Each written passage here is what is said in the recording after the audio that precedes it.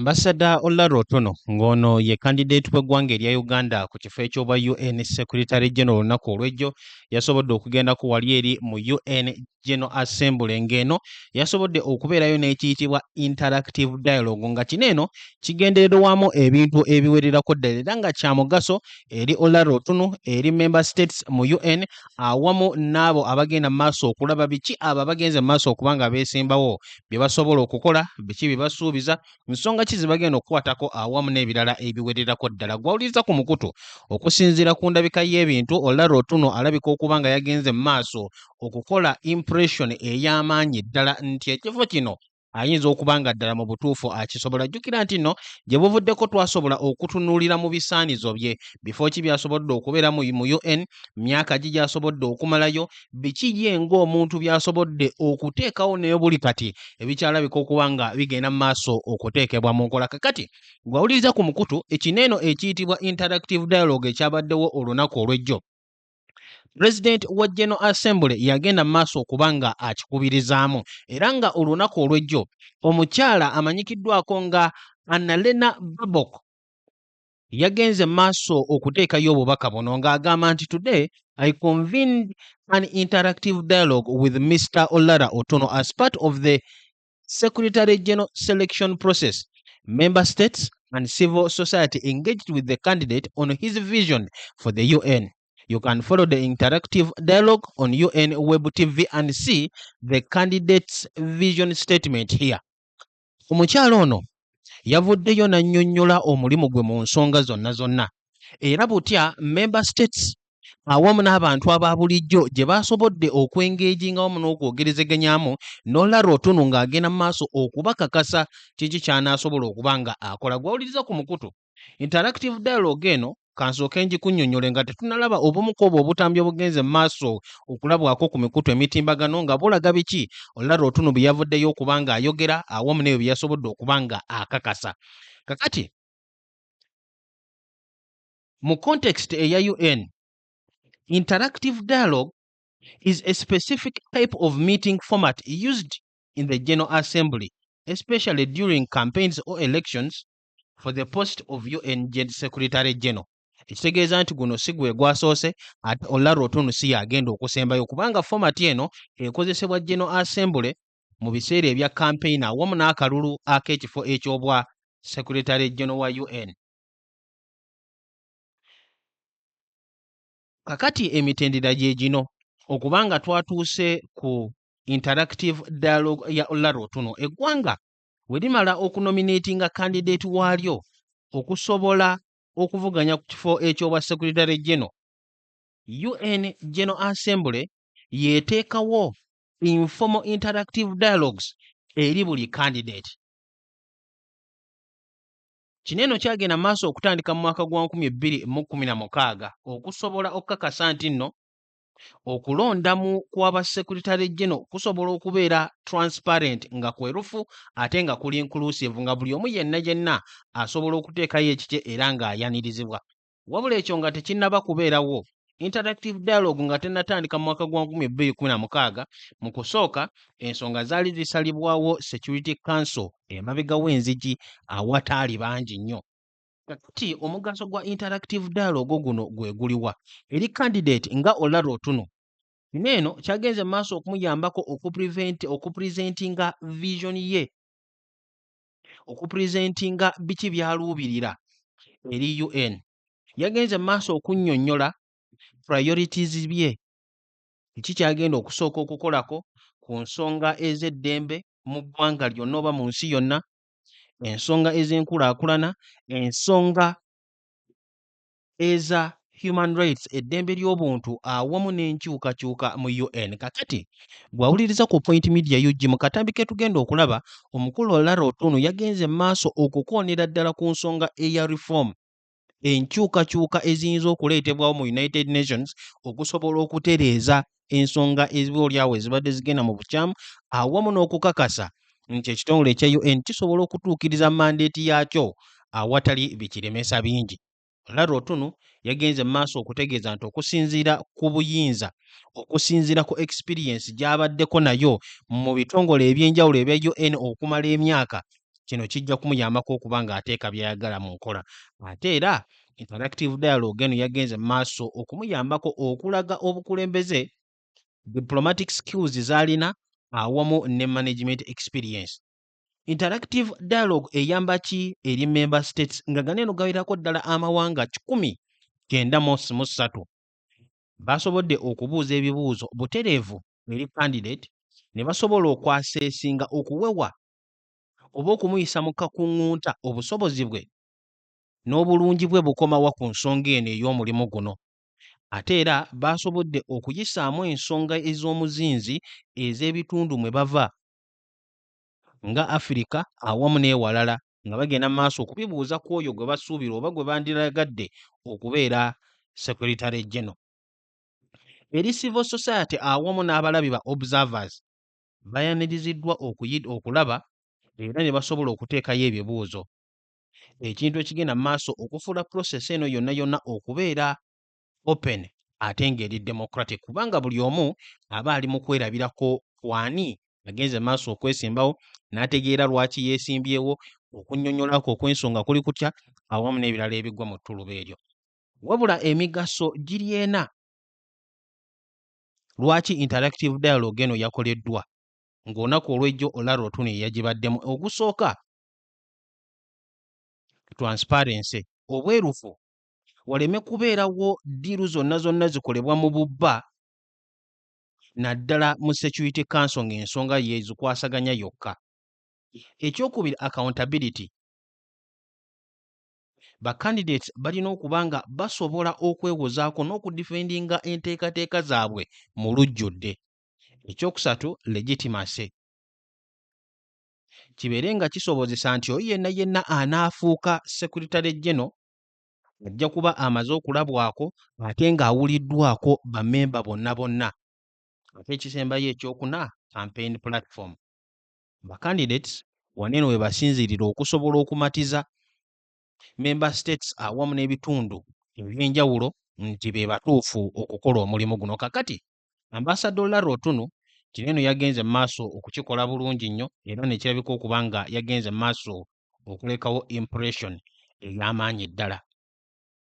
Kakati omukutu ogwa Reuters gugenze mu maaso okufulumya obubaka enkya y'olunaku olwaleero nga gugamba nti Ugandan UN candidate stresses reform invokes St. Francis.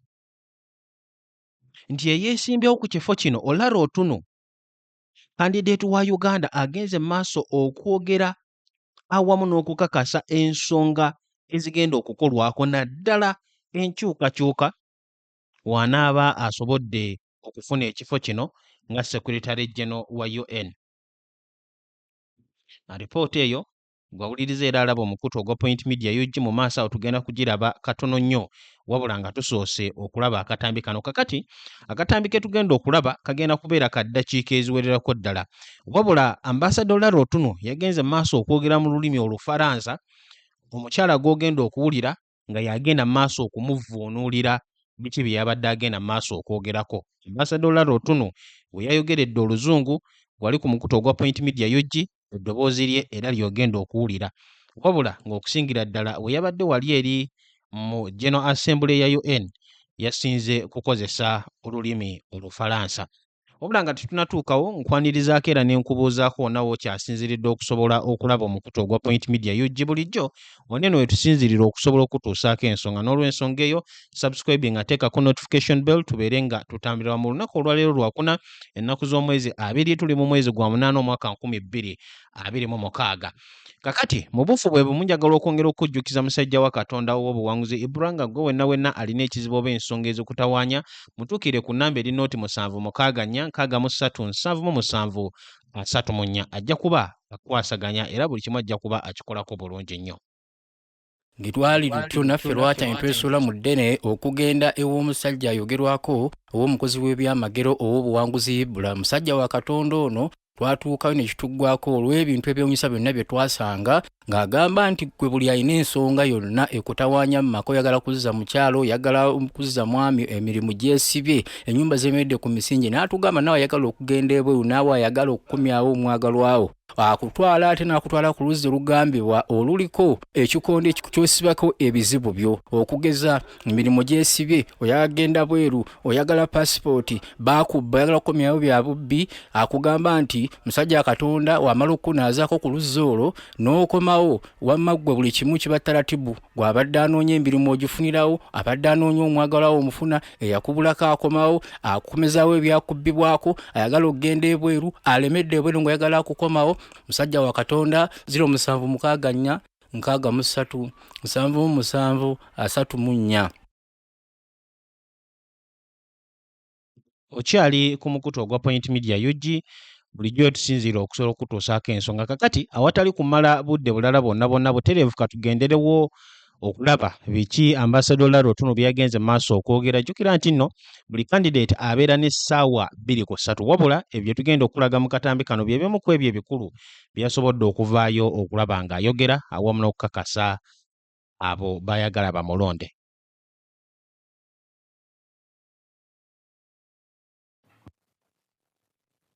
Excellence, Madame la Présidente. Excellencies, Madam President of the General Assembly, distinguished ambassadors, esteemed delegates, members of civil society, Madam President, I thank you for organizing this dialogue and for giving me the opportunity to engage with you. I would like to thank the Secretary General as well as the staff of the United Nations for their dedication and service to the organization.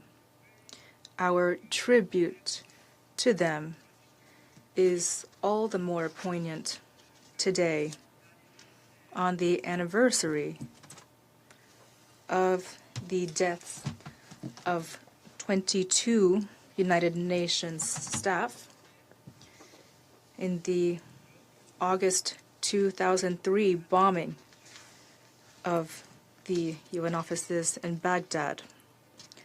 Among those killed were 2 of my dear friends, Sergio Vieira de Mello of Brazil and Nadia Younis of Egypt.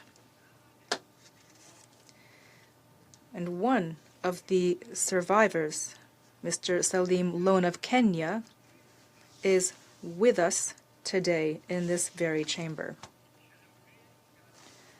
I also wish to salute my colleagues and fellow candidates for their commitment and their offer to serve the United Nations. Madam President, in the UN Charter, there is a focus on this solemn commitment. We, the people of the United Nations, are resolved to save succeeding generations from the scourge of war, to reaffirm our faith in fundamental human rights, in the dignity and worth of the human person,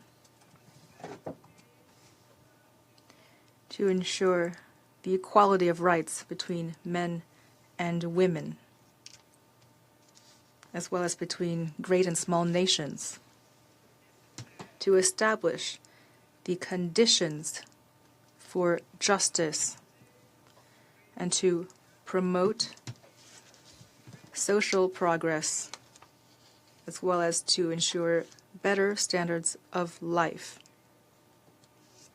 in larger freedom. It is upon the bedrock of this collective pledge that the 3 pillars of the UN's work are built. That is to say, peace and security, human rights, and sustainable development. We must continue to work substantively on all of these pillars.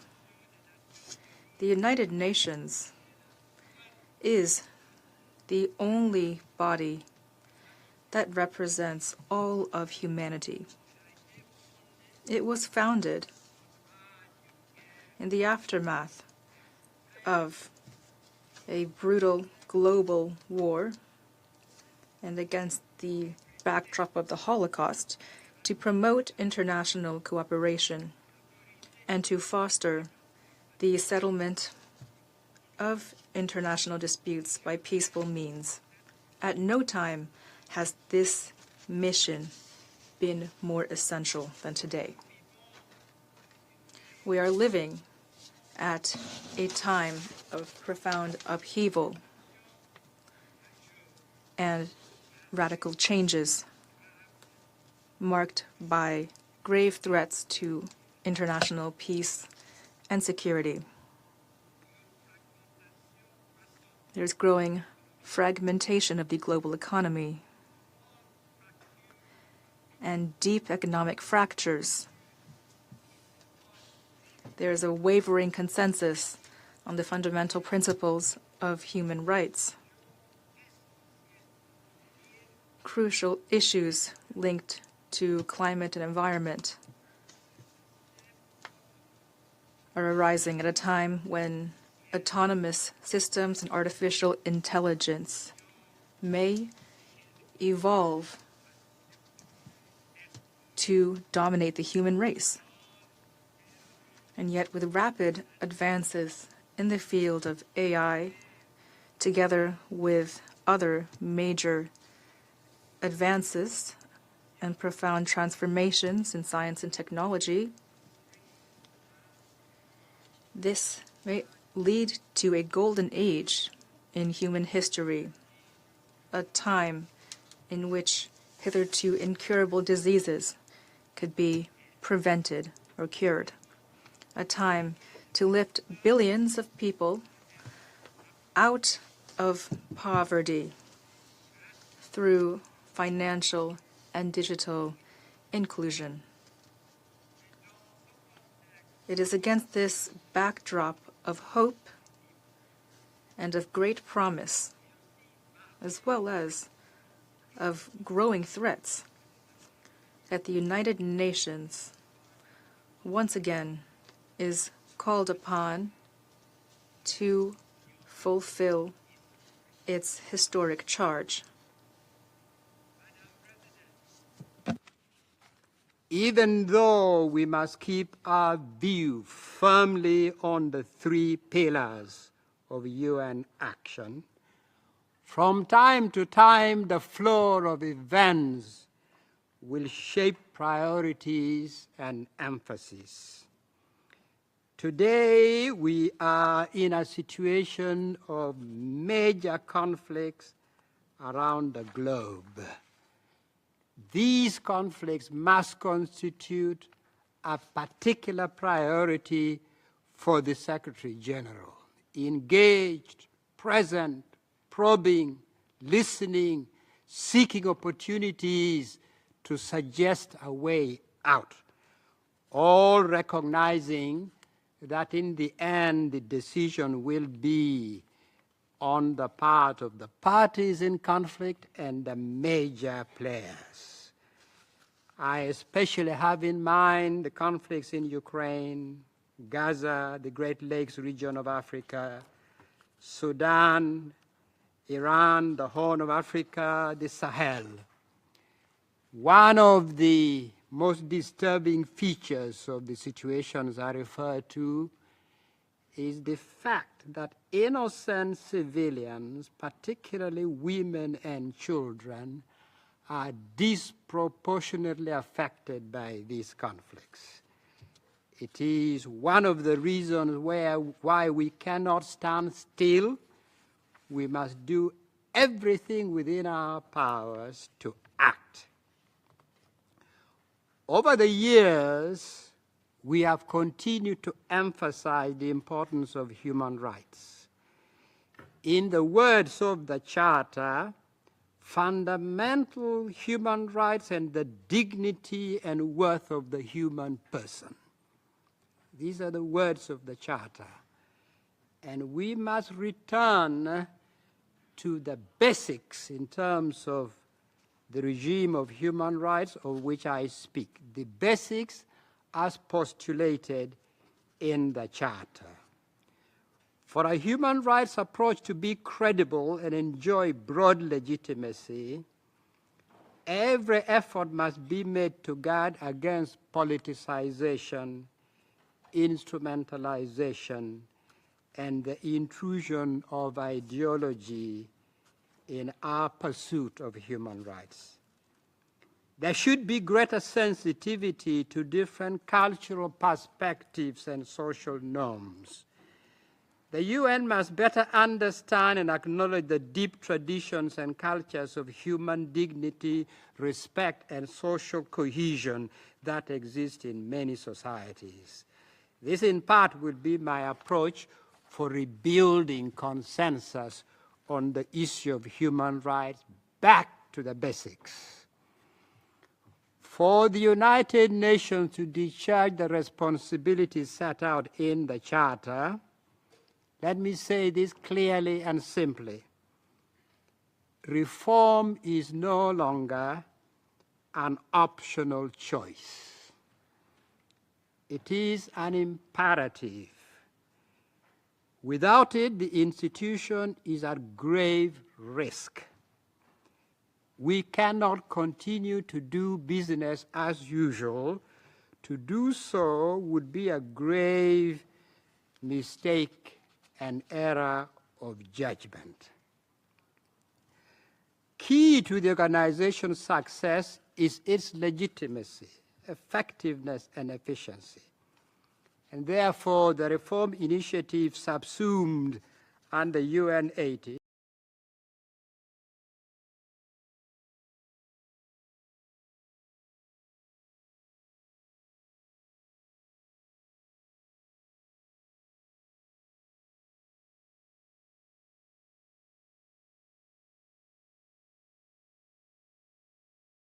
Butereevu gwali ku mukutu ogwa Point Media UG, Ambassador Olara Otunnu bw'atyo bwe yagenze mu maaso okwogerako ne General Assembly ewasobodde okubeera member states nga bagenda mu maaso okumuwuliriza era ng'olukuŋŋaana luno lwakubiriziddwamu President wa General Assembly omukyala gw'olaba ku screen yaawo amanyikiddwako nga Babok Annalena. Kakati okusinza ku b'omukutu ogwa Reuters bagenze mu maaso okukola alipoota nga bagamba nti omukungu wa Uganda Olara Otunnu nga ono y'omu ku ba candidates 8 yavuddeyo n'alaga okwagala kwe okudda mu bigere bya Antonio Guterres asobodde okubeera UN Secretary General, wabula ng'ekisanja kye kigenda kuggwako omwaka guno nga guggwako.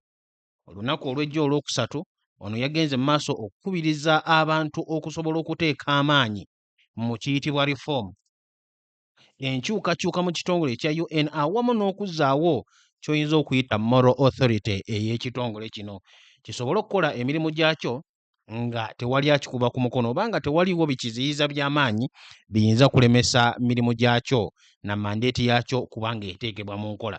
Otunnu yaliko Under Secretary General ku UN era n'aweerezaako nga Special Representative for Children and Armed Conflict. Omukulu ono yagenze mu maaso okuinvokinga St. Francis of Assisi. We yagenze mu maaso okwogera ku nsonga ey'obwetaavu bw'ekitongole ekya UN okuyambako okukola ng'olutindo okusobola okuzzaawo n'okugattaganya ensi erabise okuba nti nno kakati eri mu kwawukana ekisusse.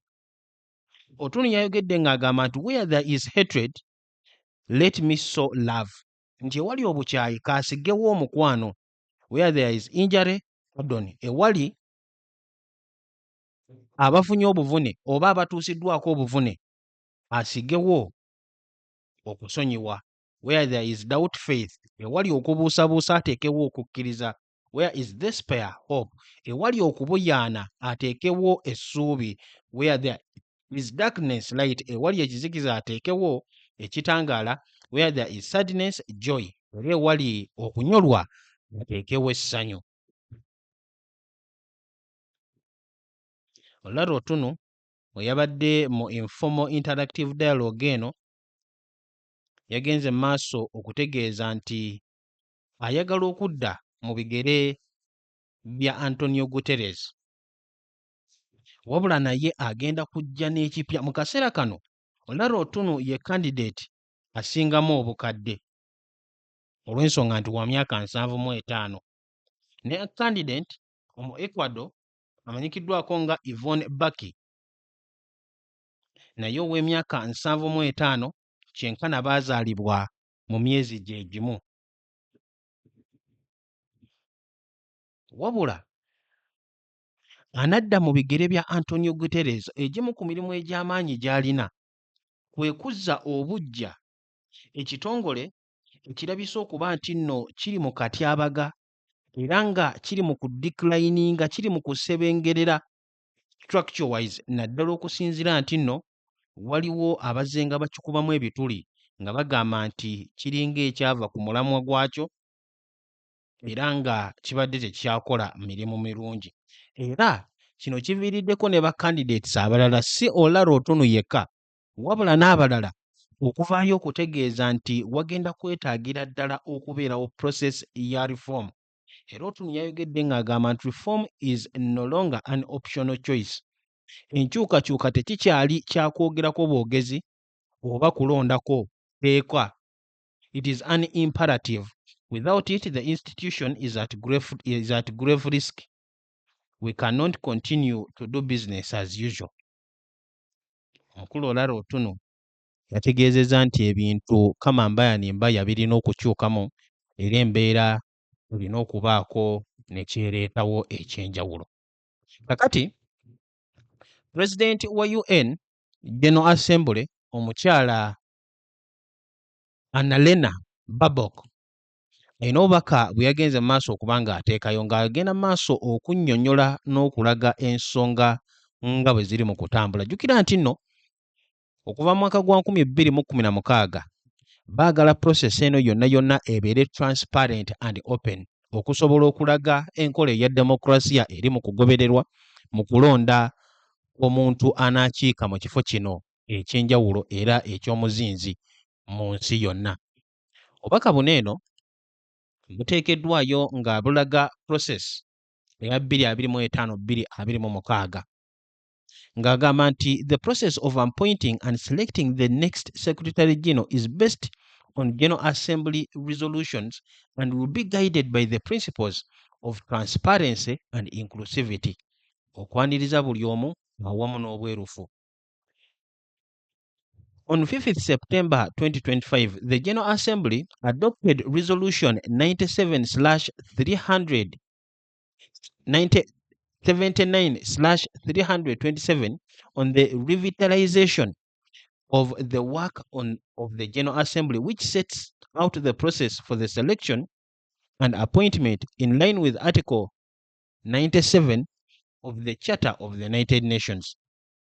Resolution 79/327 builds on previous related resolutions which introduced significant improvements to the selection and appointment process of the Secretary General.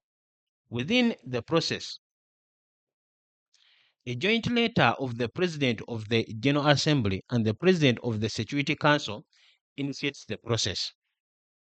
Process eno okugenda mu maaso walina okusooka okubeerawo ebbaluwa eyawamu okuva ewa President wa General Assembly n'owa Security Council. Mu kusooka tutegeddeko nti before 2016 okusingira ddala Security Council ye yali eyinyigire mu kulonda aba Secretary General ate ng'ekikola emabega w'enzigi enzigale.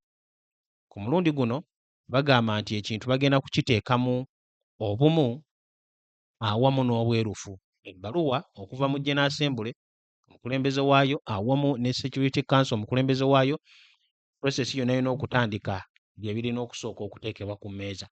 Candidates are nominated by a member state or groups of member states and provide a vision statement, curriculum vitae, and campaign financing disclosures. The President of the General Assembly convenes website interactive dialogues with all candidates. The President of the General Assembly engages closely in a transparent and inclusive manner with member states. egyo gy'emitendera kaakati egiyitibwamu. Initiation of the process ono etandika etya? A joint letter of the President of the General Assembly and the President of the Security Council addressed to member states published on 25th November 2025 initially initiated the selection process. The joint letter, also published as A80 544S/2025/765, invites nominations from member states and outlines the principles of the selection process and national events. The President of the General Assembly informed member states about the joint letter and the coordination with the President of the Security Council in a separate letter. Nomination of candidates for the position of Secretary General. Abanominatingibwa bo baba batya.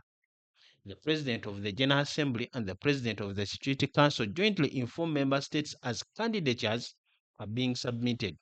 They maintain and regularly update the public list of candidates, including the name, nominating states, vision statement, curriculum vitae, and campaign financing disclosures. The joint letters from the President of the General Assembly and the President of the Security Council serve to jointly inform member states and forward the original communications received from member states having nominated candidates. The following nominations have been received, displayed in alphabetical order. Baneeno gwawuliriza ku Point Media UG Olara Otunnu bagenda okuvuganya nabo bineeno bye bibakwatako. Asooka Yvonne Ebak yanominatingibwa jjo ly'abalamu ennaku z'omwezi nga 17 August 2026. Joint letter yaweebwayo vision statement ye kweri CV awamu ne financing disclosure.